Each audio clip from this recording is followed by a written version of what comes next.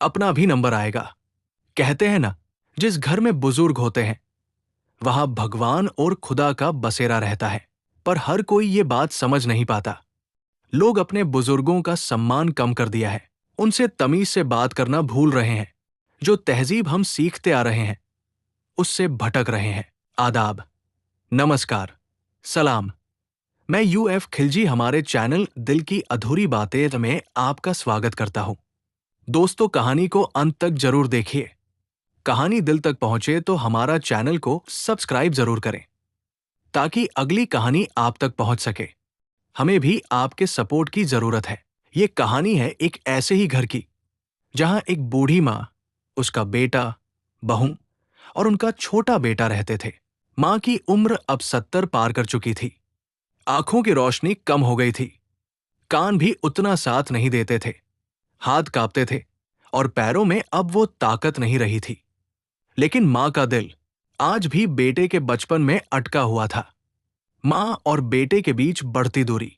बेटा अब बड़ा अफसर था, जिम्मेदारियां थी, तनाव था, लेकिन सबसे ज्यादा था अहंकार, जो जाने अनजाने उसकी आवाज में उतर आया था।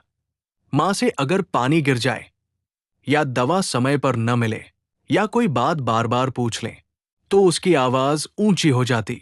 कितनी बार समझाया है आपको, अब ये सब आपसे नहीं होगा। वो भूल जाता था कि यही हाथ कभी उसे गोद में उठाते थे। पत्नी की चुपी लेकिन गहरी समझ। पत्नी सब देखती थी, मां की झुकी नजरें, कांपते हाथ और बेटे के सामने टूटता हुआ सम्मान। वो कभी लड़ती नहीं, बस हर बार बहुत शांत आवाज में कह देती, बेटे के सामने ऐसे मत बोलो, अपना भी नंबर आएगा। पति को ये बात चुभती थी।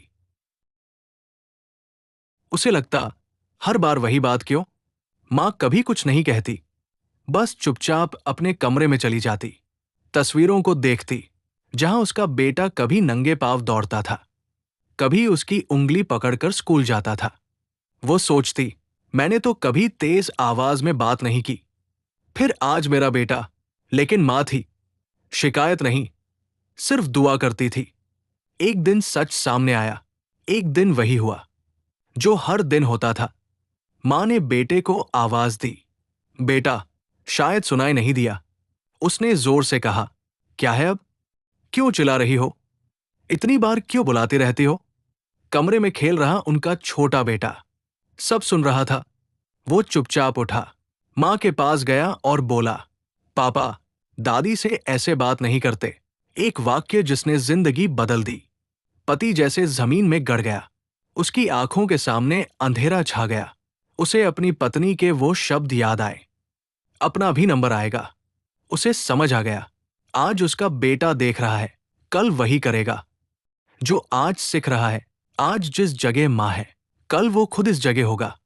वो मां के कमरे में गया, घुटनों के बल बैठ गया, कांपती आवाज में बोला, मां, मुझे माफ कर दो, मैं बहुत बुरा बेटा हूं। मैंने हमेशा आपसे ऊंची आवाज में मैंने मां ने आपको उसके सम्मान सिर नहीं पर दिया। हाथ रखा, मुझे माफ कर दो। उसकी गोद में गिर पड़े। बेटा, मां कभी माफ नहीं करती, क्योंकि वो तो कभी बुरा मानती ही नहीं। मां तो बस समझती है, तुम बड़े हो गए हो। लेकिन मां के लिए तो अभी बच्चे। पत्नी दूर खड़ी सब देख रही थी। उसकी आंखें नम थी। वो जानती थी उसने पति को बदला नहीं, बस आईना दिखाया था जो जरूरी था।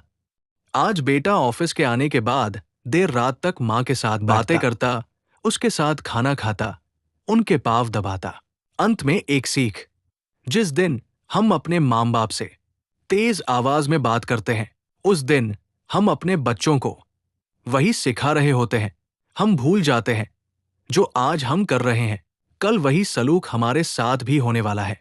क्योंकि सच यही है, जो हम करते हैं वही लौट कर आता है। तो अपने परिवार को बचाए, अपना भी नंबर आएगा। कहानी अच्छी लगी हो तो लाइक करें, शेयर करें और कमेंट करें।